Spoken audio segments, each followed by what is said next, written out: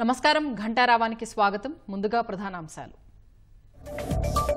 తూర్పు గోదావరి జిల్లా శ్రీరంగపట్నం వద్ద బురద కాలువకు గండి, గ్రామంలోకి భారీగా చేరిన నీరు, ప్రజలు ఇక్కట్లు.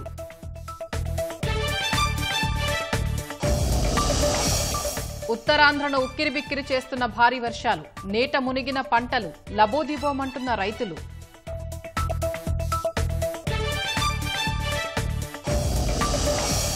బెజవాడలో సాయంత్రానికి సాధారణ స్థితి నెలకొనాలన్న సీఎం, ఇకపై నగర పునర్నిర్మాణంపై దృష్టి పెట్టాలని మంత్రులకు ఆదేశం. వరదలతో విజయవాడలోని ఆటో వాలాల జీవితం తలకిందులు, ఒక్కో వాహనానికి 20,000 ఇవ్వాలని ప్రభుత్వానికి డ్రైవర్ల వినతి.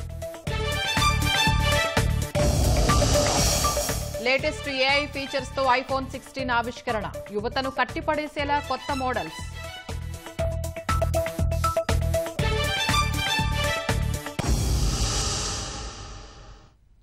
తూర్పుగోదావరి జిల్లా కోరుకొండ మండలం శ్రీరంగపట్నం సమీపంలోని బురద కాలువకు గండిపడింది. దీంతో గ్రామమంతా జలమయమైంది. నివాసాల్లోకి నీరు భారీగా చేరింది. ఎగువ నుంచి వరద ఉధృతంగా రావడంతో ఇంకా నీరు పెరిగితే తమ పరిస్థితి ఏంటని ఆందోళన చెందుతున్నారు. ఇలాగా ఊరు ఊరిపోతుందండి. బయటకు కూడా దిగడానికి చోటు ఉండదు. గేదెలు కట్ట గడ్డేసి కూడా దారి ఉంటలేదండి. మాకేం అర్థం అవుతుందండి. ప్రతి సంవత్సరం ఇలాగ మునిగిపోతుందండి. మగరాట్లకి అయితే బయట దిగితే కొంటలేదండి. ఇంకా ఎటువైపు చూస్తే నీరేనండి. మాకైతే చుట్టూ నీరేనండి. పరిష్కారం లేదండి. మాకు ఇలా వచ్చేసి ప్రతిసారి బయటకు వెళ్ళి తెచ్చుకుని ఆధారం కూడా లేదు. మాకు ఏదో న్యాయం జరిపించాలని తినడానికి కానీ కింద దిగడానికి కానీ కూరగాయలు తెచ్చుకోవడానికి కానీ మా ఉల్లికి వెళ్ళి అనుకోకుండా తోలికి వచ్చారు. మా ఇల్లు అదేనండి పొడిపోయేలా ఉందండి. నీరు అది వచ్చేసి కింద గట్రా దిగితే అక్కడ అవుతుందండి. మాకు ఇంట్లోనే ఉంటున్నాయి. ఏమైనా తెచ్చుకోవాలనుకుంటే కవర్రీలు గట్రా పని అవుతుంది.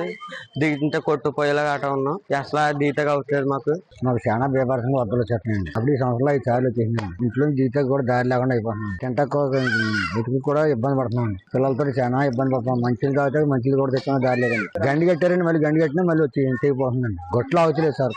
పైనుంచి ఆ పాజిటివ్ వదిలేస్తున్నారండి. వదిలేస్తుంటే పొలవకుండా వచ్చేస్తుందండి. కాలువ గండేసి ఈ చుట్టుతో 6 సార్లు వరద వచ్చిందండి. ఇలా వస్తే మాకు గేదెలు గట్ట ఇబ్బందిగా ఉందండి. ఎటు వెళ్లాలో తెలుస్తలేదండి మాకు. ఈ ఇల్లులు గట ఈ వరదకి మట్టి ఇల్లులు గట నానిపోయి పడిపోతున్నాయండి. దీనికి వచ్చి ఏదైనా నాయకులు వచ్చి ఏదైనా శాశ్వత పరిష్కారం చేస్తే బాగుంటుంది. కాలువ గండేస్తుంది కదా, 6 సార్లు వేసిందండి. ఇలా అయితే మేము ఎక్కడికి వెళ్లాలో కూడా తెలుస్తలేదండి. ఈ వరద గోదావరి వరద కొండలమైన వరదండి. మనుషులకే లేదండి. మసాలు ఎక్కువకుంటున్నారు. ఇళ్లలోకి నీరు పోయి మనుషులకు కూడా దారి లేదండి. బయటికి వెళ్తాక లేదు. పిల్లలకు పాలు లేవు. పెద్దోళ్ళకి నిత్యావసర వస్తువులు బయటకి వెళ్ళి తెచ్చుకోవడానికి కూడా వెళ్ళకపోతున్నారండి. ఎలా బాధగా ఉందండి. దీని పరిష్కారం మరి మీరే చేయించారు. ఉత్తరాంధ్రను భారీ వర్షాలు ఉక్కిరిబిక్కిరి చేస్తున్నాయి. వాయుగుండం ప్రభావంతో కురుస్తున్న వానలకు వాగులు ఉరకలు వేస్తున్నాయి. గెడ్డలు పొంగి పొర్లుతున్నాయి. జలాశయాలు నిండుకుండల్లా మారుతున్నాయి.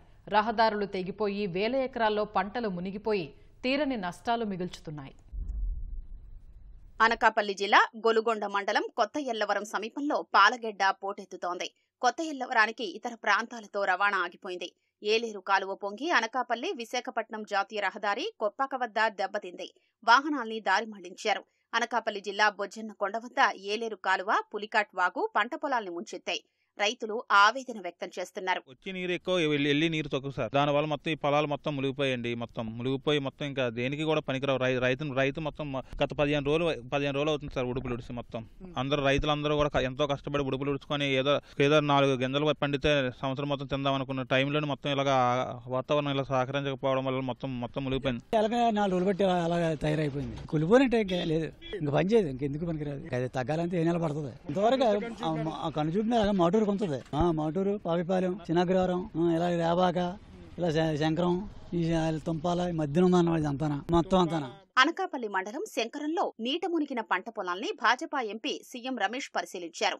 లక్ష్మీపురంలో నీట మునిగిన పంట పొలాల్ని స్థానిక ఎమ్మెల్యే కేఎస్ఎన్ఎస్ రాజు పరిశీలించారు. మోకాళ్ల లోతు నీళ్లల్లో వెళ్లి రైతులతో మాట్లాడారు.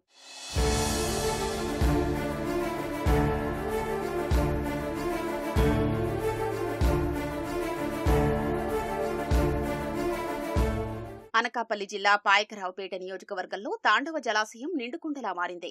2 గేట్లెత్తారు. తాండవ జలాశయం పరివాహక ప్రాంతాల్ని హోంమంత్రి అనిత అప్రమత్తం చేశారు. అధికారులు ప్రజలకు అందుబాటులో ఉండాలని ఆదేశించారు. సభాపతి అయ్యన్న పాత్రుడి కుమారుడు నర్సీపట్నం పురపాలక సంఘం కౌన్సిలర్ రాజేష్ కూడా రిజర్వాయర్ను పరిశీలించారు.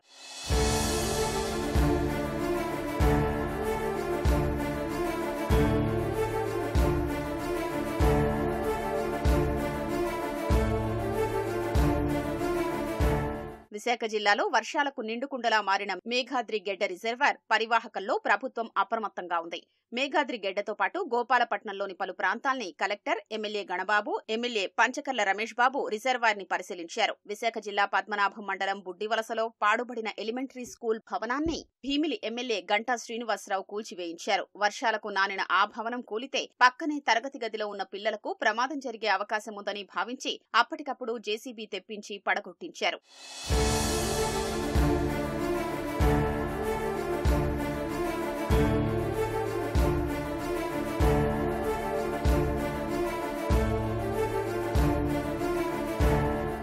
విజయనగరం జిల్లా సాయన్నగెడ్డ పొంగింది. రేగిడి, సంతకవిటి మండలాల్లో ముంపునకు గురైన వందలాది ఎకరాల్ని ఎమ్మెల్యే కొండ్రు మురళీమోహన్ పరిశీలించారు. పంట నష్టం అంచనా వెయ్యాలని అధికారుల్ని ఆదేశించారు. పార్వతీపురం మన్యం జిల్లా పాచిపెంట మండలంలో వందలాది ఎకరాల్లో పత్తి పంట దెబ్బతింది. పత్తికాయలు నల్లగా మారిపోయాయి. సాలూరు మండలం సొంపిగాం వెళ్లేందుకు వాగుపై ఏర్పాటు చేసిన తాత్కాలిక రోడ్డు కొట్టుకుపోయింది. గ్రామస్తులు పీకల్లోతు నీటిలో నడుస్తూ వెళ్లి సరుకులు తెచ్చుకోవాల్సి వస్తోంది.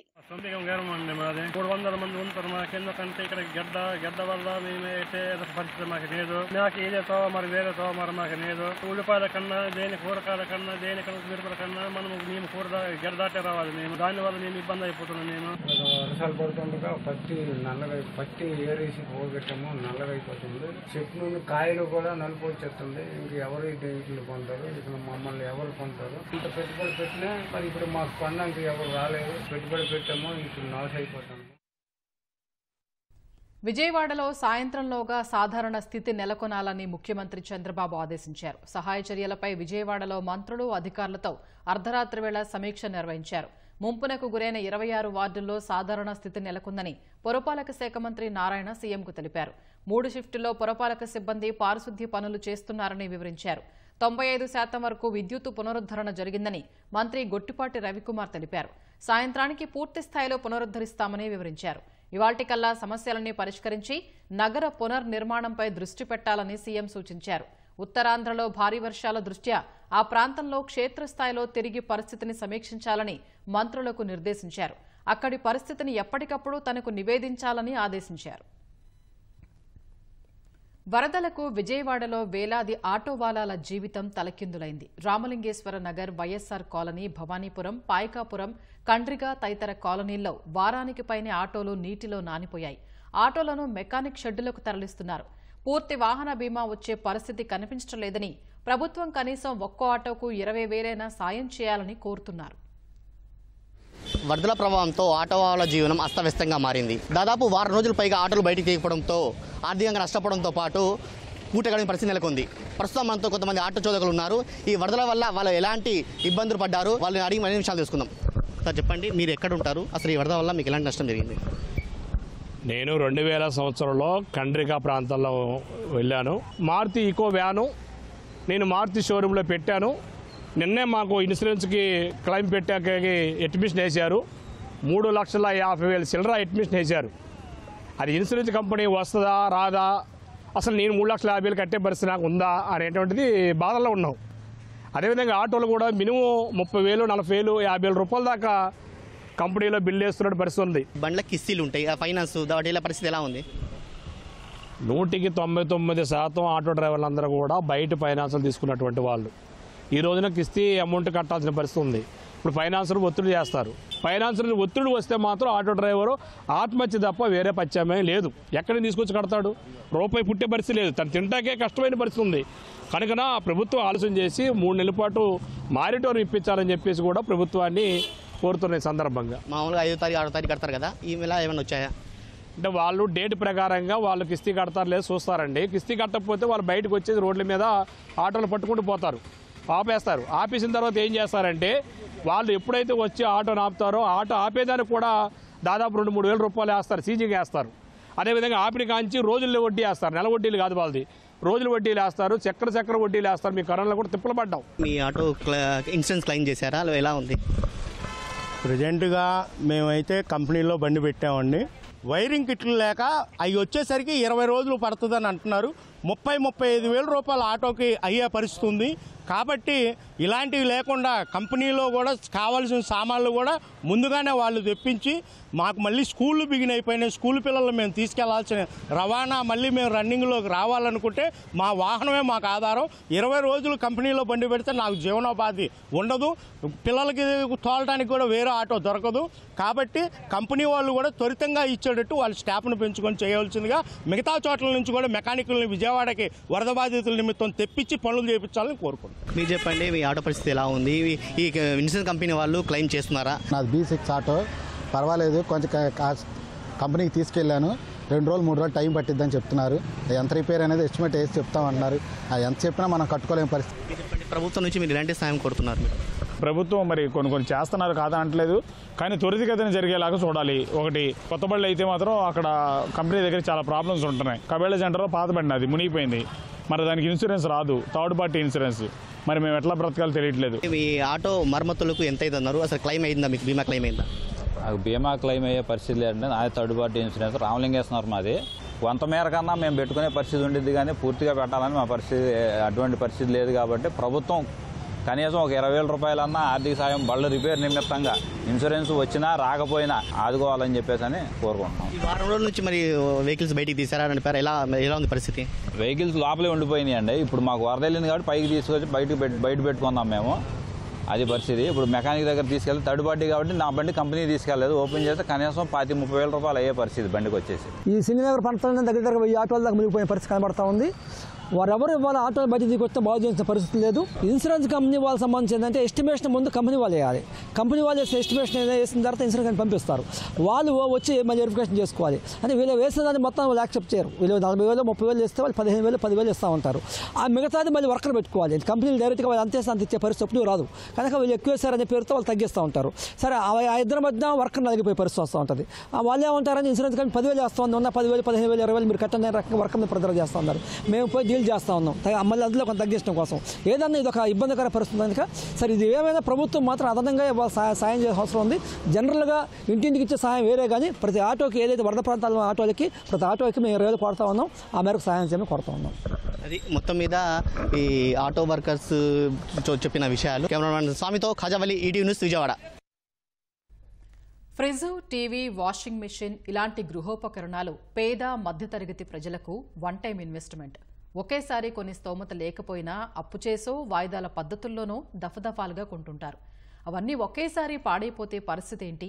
వాటితో పాటు ఉప్పులు, పప్పులు, వంట పాత్రలు పనికి రాకపోతే ఏం చేయాలి? సంసారం మళ్లీ మొదటికొచ్చినట్లే కదా. విజయవాడలోని వరద ప్రభావిత ప్రాంతాల్లో ఇప్పుడు ఏ ఇంటిని కదిపినా ఇదే పరిస్థితి. తడిసిన ఫ్రిడ్జ్లు, టీవీలు, కూలర్లు, వాషింగ్ మిషన్లు, టేబుల్ ఫ్యాన్లు, ఇతర గృహోపకరణాలు.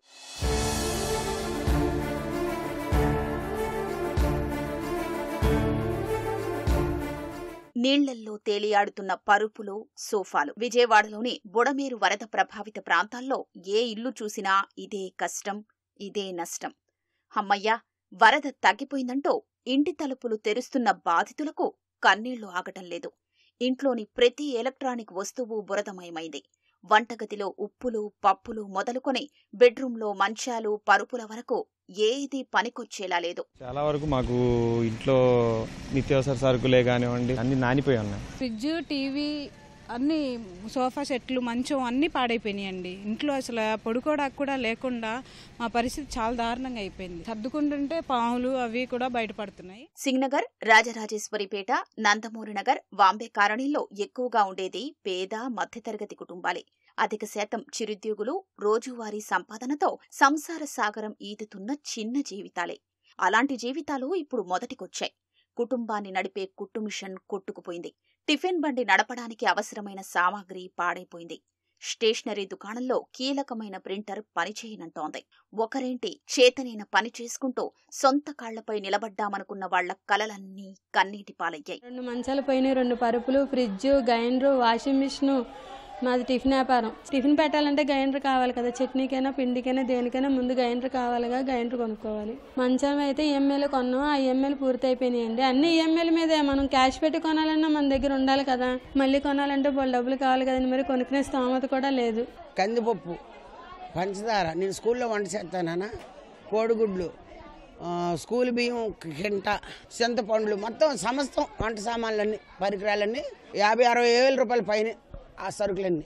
మళ్ళీ నా ఇంట్లో సరుకులు కలిపితే 1,00,000 రూపాయల దాకా పోయినాయి నాన్నీ.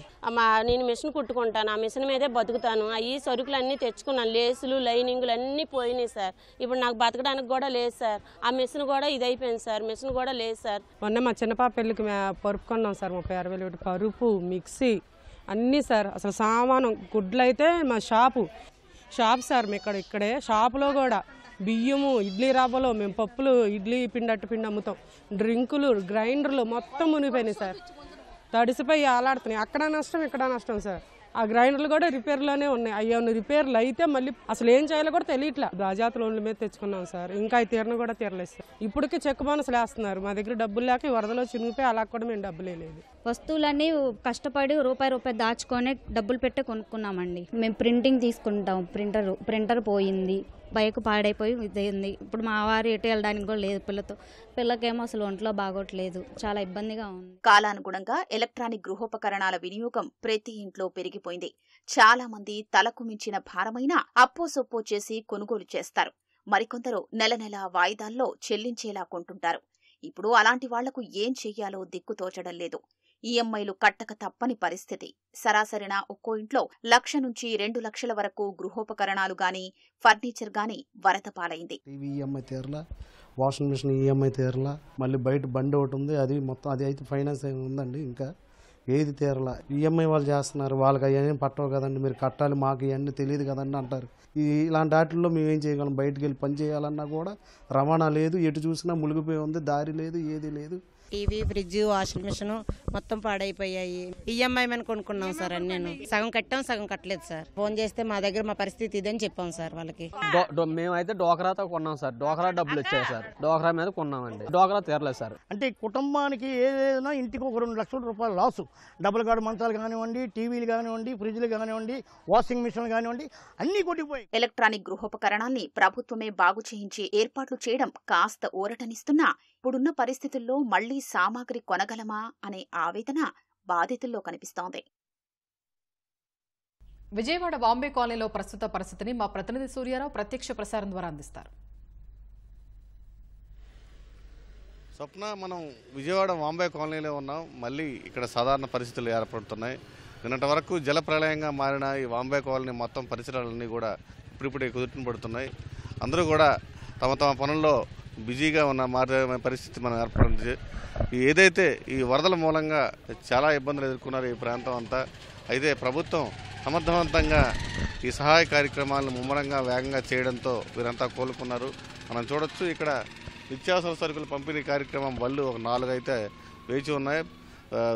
ఉదయాన్నే వచ్చి ఈ లబ్ధిదారులు ఎవరైతే ఉన్నారో వాళ్ళకి అందించేందుకు వీళ్ళంతా కూడా ఏర్పాట్లు చేస్తున్నారు. వివిధ జిల్లాల నుంచి కూడా ఉద్యోగులు వచ్చారు. అయితే ఉచితంగా రేషన్ సరఫరాతో పాటు ఒక 5 సరుకులను, యాపిల్, పాలు వంటి పళ్ళు కూడా వీళ్ళు సరఫరా చేస్తున్నారు. అలాగే ఉచిత రేషన్ కార్యక్రమం, ఎప్పుడు ఇచ్చే రేషన్ కార్యక్రమాన్ని కూడా ప్రభుత్వం చేపడుతుంది. అలాగే నిత్యావసర వస్తువులు, కూరగాయలు, టమాటా, వంకాయ వంటివి కూడా రాయితీ పైన కూడా ప్రభుత్వం ఇస్తున్న పరిస్థితి. అలాగే మరోవైపు ఈ శానిటేషను, ఆరోగ్య శిబిరాల పట్ల కూడా ప్రభుత్వం ఎంతో వేగవంతం చేస్తుంది. ఇక్కడ 200 రకాల మందులతో కూడిన ఆరోగ్య వైద్య శిబిరాలను ఏర్పాటు చేసింది. వీటి ద్వారా ఏవైనా మొత్తం మీద వైరల్ జ్వరాలు విపరీతంగా ఇప్పుడు ప్రబలే అవకాశం ఉంది. వరద తగ్గింది కావున ఇవన్నీ కూడా సీజనల్ వ్యాధులు విజృంభించే అవకాశం ఉన్న నేపథ్యంలో ప్రభుత్వం అప్రమత్తమై ఈ ఆరోగ్య వైద్య శిబిరాలను ఎక్కడెక్కడ నిర్వహిస్తుంది. అందుకే ఎక్కడైనా కూడా ఎట్లాంటి అవకాశం వీళ్ళకి అవాంఛనీయ ఘటనలకు వీలు లేకుండా ప్రభుత్వం ముందే అప్రమత్తమై వీటిని ఏర్పాటు చేస్తుంది. మరోవైపు ప్రభుత్వం సహాయ కార్యక్రమాలు అయితే ఇంట్లో గ్యాస్ స్టవ్లు కానీ లేకపోతే ఇతర సామగ్రి కానీ ఏమైనా నష్టం అయితే వాటిని కూడా బీమా చేసేందుకు, వాటిని కూడా రిపేర్ చేసేందుకు ఏర్పాట్లు చేస్తుంది. అలాగే మరోవైపు సహాయ పునరావాస కార్యక్రమాలు ఇప్పటికే వేగవంతం చేసి ప్రజలను ఆదుకోవడంలో అయితే మంచి ప్రశంసలు పొందింది. చాలామంది ప్రభుత్వ సేవల పట్ల చాలా సంతృప్తి వ్యక్తం చేస్తున్నారు. అయితే కొంతమందికి అంది, కొంతమందికి అందలేదని మొన్నటి వరకు అన్నారు. కానీ పూర్తి స్థాయిలో అందరూ కూడా సంతృప్తి వ్యక్తం చేస్తున్న పరిస్థితిని మనం చూడొచ్చు. వాంబే కాలనీలో సాధారణ పరిస్థితులు వీరంతా కూడా చిన్న చితక పనులు షాపుల్లో కానీ వివిధ కర్మాగారాల్లో కానీ చిన్న చితక పనులు చేసుకునే కార్మికులు వీరంతా కూడా మళ్ళీ యథావిధిగా విధులకు హాజరవుతున్నారు. మళ్ళీ విజయవాడలో సాధారణ పరిస్థితులు ఏర్పడ్డాయని చెప్పడానికి ఇదో ఉదాహరణ. వివిధ ప్రాంతాల నుంచి కూడా ప్రభుత్వం పెద్ద ఎత్తున ఉద్యోగుల్ని, శానిటేషన్ వర్కర్లని ఇక్కడ రప్పించి పారిశుధ్యాన్ని అయితే పరిరక్షిస్తుంది. ఎక్కడ కూడా ఎలాంటి అవాంఛనీయ ఘటనలకు అవకాశం లేకుండా శానిటేషన్ కార్యక్రమాలు పూర్తి స్థాయిలో నిర్వహిస్తున్నారు. ప్రభుత్వం మళ్ళీ సాధారణ పరిస్థితులు తీసుకొచ్చేందుకు చేసిన ప్రయత్నం అయితే విజయవంతమైందని చెప్పాలి. స్వప్న, ఇది ఇక్కడ తాజా పరిస్థితి. కెమెరామెన్ నాగరాజుతో Surya, ET news, Vijayawada auto studio. ధన్యవాదాలు సూర్యారావు. విజయవాడ వరద ప్రభావిత ప్రాంతాల్లో పునరుద్ధరణ చర్యలు సాయంత్రానికి కొలిక్కి వచ్చే అవకాశాలున్నాయని పురపాలక శాఖ మంత్రి నారాయణ అంచనా వేశారు. పారిశుద్ధ్య పనులను అర్ధరాత్రి వేళ పరిశీలించిన నారాయణతో ఈటీవీ ముఖాముఖి. విజయవాడ నగరంలో వరద ముంపు తగ్గిన ప్రాంతాల్లో ఈ పారిశుద్ధ్య పరిష్కార పనులు వేగంగా సాగుతున్నాయి. ఏదైతే పగలు రాత్రి తేడా లేకుండా నిరంతరం షిఫ్ట్ల వారీగా సిబ్బందిని పెట్టి అక్కడ పారిశుద్ధ్య సమస్య పరిష్కారానికి తీవ్రంగా కృషి చేస్తున్నారు. మంత్రి నారాయణ స్వయంగా 3 షిఫ్ట్లు కూడా క్షేత్రస్థాయికి వెళ్లి పరిశీలించి పనులు ఎలా జరుగుతున్నాయని తెలుసుకోవడంతో పాటు ఎక్కడైనా సమస్యలు ఉంటే వాటి పరిష్కార దిశగా చర్యలు తీసుకుంటున్నారు. వీటి ద్వారా ఎప్పటిలోపు నగరం పూర్తి స్థాయిలో జనజీవనం అనేది యథాతథ స్థితికి వస్తుంది ఏంటని వివరించేందుకు ఆయన మనతో ఉన్నారు. ఆయన అడిగి మరిన్ని వివరాలు తెలుసుకుందాం. సార్ చెప్పండి సార్, మొత్తం అసలు ఈ రాత్రిపూట శానిటేషన్ ఏంటి సార్? అసలు ఎప్పుడు లేని విధంగా అర్ధరాత్రులు కూడా చేయటం అనేది ఇది డిజాస్టర్ అండి. ఈ డిజాస్టర్లో మనం రెగ్యులర్గా చేసే విధంగా కాకుండా చేయాలనే ఉద్దేశంతో 10,000 మందిని, ఎందుకంటే విజయవాడ నగరంలో గత 200 సంవత్సరాలు ఎప్పుడూ ఇటువంటిది రాలా. కొన్ని ఏరియాలో 8 అడుగులు, 6 అడుగులు, 5 అడుగులు, 4 అడుగులు, ఇప్పుడు కూడా మొత్తం 32 డివిజన్లు. ఇవి 32 డివిజన్లో 26 డివిజన్లో ఆల్మోస్ట్ వాటర్ వెళ్ళిపోయింది. మరొక 6 డివిజన్లో ఇంకా వాటర్ ఉంది. అయితే దీనికోసంగా 10,000 మందిని టోటల్గా పెట్టి 3 షిఫ్ట్లు పెట్టి యాక్చువల్గా చేయిస్తున్నాం. అది చేయించడం వల్లనే ఈరోజు ప్రజలు ఎక్కడైతే శానిటేషన్ జరిగిందో అక్కడ చాలా హ్యాపీగా ఉన్నారు. వాళ్ళ ఫీడ్బ్యాక్ కూడా తీసుకున్నారు. దానికి కారణం ఏంటంటే ఈ మున్సిపల్ వర్కర్స్, అధికారులు పూర్తిగా దాని మీద అయ్యారు. 6 వార్డులలో వాటర్ నిలుస్తుంది. అవి మరీ లో లయింగ్. ఫస్ట్ వాటర్ లేకుండా పోతే తర్వాత శానిటేషన్ చేసేవాళ్ళు ఈజీగా అక్కడ పడిన చెత్త చెదారం అన్ని తీసేయడానికి వీలవుతుంది. ఆ విధంగా జరుగుతుంది. ఆర్ఆర్ ఓల్డ్ టౌన్ కు పోయాను. రైల్వే ట్రాక్ పక్కన సన్న సందులు ఉన్నాయి. అవంతా 4 అడుగులు, 6 అడుగులు, 8 అడుగులు ఉన్నాయి. దాంట్లో ట్రాక్టర్లు కొన్ని రోడ్లలో పావు, ఫైర్ ఇంజిన్లు పావు. నేను పోతే యాక్చువల్ గా వాళ్ళందరూ బయట చర్చల్లోనూ కళ్యాణ మండపంలో ఉండారు, బంధువులలో ఉన్నారు. నేను పోయినప్పుడు అప్పుడే వచ్చారు, 1 గంట ముందు. ఇళ్లలో ఉన్న తడిసిపోయిన దిండ్లు, పరుపులు అన్ని తీసి రోడ్లు వేశారు. అంటే ఇంక పనికి రావని. అప్పుడే నేను అధికారులకు ఆదేశించాను, మళ్ళా వస్తాను, నేను వచ్చేటికి ఎన్ని తీసేయాలి, క్లీన్ చేయాలంటే అన్ని తీసేశారు. అయితే ఆ బుడదని క్లీన్ చేయలేకపోయారు. ఎందుకు క్లీన్ చేయలేకపోయినా అడిగితే, సార్ ట్రాక్టర్లు రావు, ఇవి రావలేదు, ఆటోలో కావాల్సింటే వాటర్ తీసుకెళ్ళిపోయి క్లీన్ చేస్తారు. ఈ విధంగా పాపం ఆ కార్మికులు వాడి శక్తి వంచన లేకుండా చేస్తున్నారు. వాళ్ళందరినీ నేను అప్రిషియేట్ చేస్తున్నాను. ఈ విధంగా శానిటేషన్లు చేయటం, వెంటనే బ్లీచింగ్ కొట్టడం, తర్వాత ఫాగింగ్ చేయడం జరుగుతుంది. అలాగే ఏదైతే ఈ ఫైర్ ఇంజిన్ ఎక్విప్మెంట్ ద్వారా ఇల్లు క్లీన్ చేయించడం కానీ ఆ పనులు ఎంతవరకు వచ్చాయి, ఎన్ని క్లీన్ చేశారు ఇప్పుడు? అంటే దాదాపు వాళ్ళు యాక్చువల్గా 20,000 పైన ఇల్లు క్లీన్ చేశారండి. ఫైర్ ఇంజిన్ దీన్ని పెట్టి ఫోర్స్గా. అంటే వరద వల్ల యాక్చువల్గా బుడద రోడ్ల మీద వచ్చేసింది, ఇళ్లలో పోయింది, ఇళ్ల గోడల మీద ఉంది. సో ఫైర్ ఇంజిన్ వాళ్ళ ద్వారా చేయించిన ముఖ్యమంత్రి గారు చెప్తే యాక్చువల్గా దాన్ని ఉపయోగించి క్లీన్ చేశారు. దాదాపు 24,000 దాకా ఇళ్ళు యాక్చువల్గా వాళ్ళు క్లీన్ చేశారు. అదేవిధంగా ట్యాంకర్ల ద్వారా కూడా క్లీన్ చేశారు. ట్యాంకర్లు కూడా పంపించాము, వాటి దగ్గర క్లీన్ చేశారు. దాదాపు 9 రోజుల పాటు పబ్లిక్ నీటిలో ఉండటం కానీ, లేకపోతే వాళ్ళకి కరెంట్ లేని పరిస్థితులు కానీ, కొన్ని చోట్ల ఆహారం అందని పరిస్థితుల కారణంగా వాళ్ళకి కొంత కోపం కానీ, బాధ కానీ, ఆవేదన కానీ, రకరకాల ఒక ఫ్రస్ట్రేషన్ కూడా కొన్ని చోట్ల చూసుంటారు. వాళ్ళకి అర్థమయ్యే విధంగా, అంటే ప్రభుత్వం చేస్తున్న కృషిని వాళ్ళకి అర్థమయ్యే విధంగా ఏ విధంగా కన్విన్స్ చేయగలుగుతున్నారు? ఒకటి క్లియర్ అండి, ఫస్ట్ 2 రోజులు మాత్రం చాలా ఫ్రస్ట్రేషన్ ఉండారు. దానికి కారణం ఏంటంటే బోట్లు కూడా పోయి వాళ్ళకి ఫుడ్ అందించే స్థితిలో లేవు, వాళ్ళని తీసుకొచ్చే స్టేజ్ లేవు. సింగ్ నగర్ లో ఆ రోజు సోమవారం రోజు పోయిన బోట్లు తిరగబడిపోయినాయి ఆ ఫోర్స్ ఆఫ్ వాటర్. ఒక ట్రాక్టరే బోల్తా పడింది. అందులో ఫస్ట్ 2 days మేము సహాయక చర్యలు చేయాలంటే చాలా ఇబ్బందిగా ఉండింది. దానివల్ల చాలా ఫ్రస్ట్రేషన్ పడ్డారు. హెలికాప్టర్లు తీసుకొచ్చినా వాతావరణం అనుకూలించలేదు. అయితే 3rd day నుంచి ఈ ప్రభుత్వం చేస్తున్న సహాయ చర్యలకు ప్రతి ఒక్కరు హ్యాపీ అండి. నేను కొన్ని ఏరియాలకు పోయాను, ఆ పాయకరాపురం వాటికి. అక్కడ కంప్లీట్ గా చెప్పారు, సార్ ప్రభుత్వం చంద్రబాబు నాయుడు గారు వాళ్ళ యొక్క అధికారులు కానీ ప్రజాప్రతినిధులు చేసేది నిజంగా చేస్తున్నారు. అయితే ప్రకృతి ఇలా చేసింది, దానికి మనం ఏం చేయలేమని వాళ్ళు ఈ రోజు మా మీదే జాలి చూపిస్తున్నారు. ప్రజాప్రతినిధుల స్పందన ఏదైతే సెప్టెంబర్ 10వ తేదీ సాయంత్రం నాటికి విజయవాడ నగరం యథాతథ స్థితికి వస్తుందని చెప్పి మంత్రులు విశ్వాసం వ్యక్తం చేస్తున్నారు. కెమెరా పర్సన్ సైదాతో విఎస్ఎన్ కృష్ణ, ఈటీవీ న్యూస్, అమరావతి.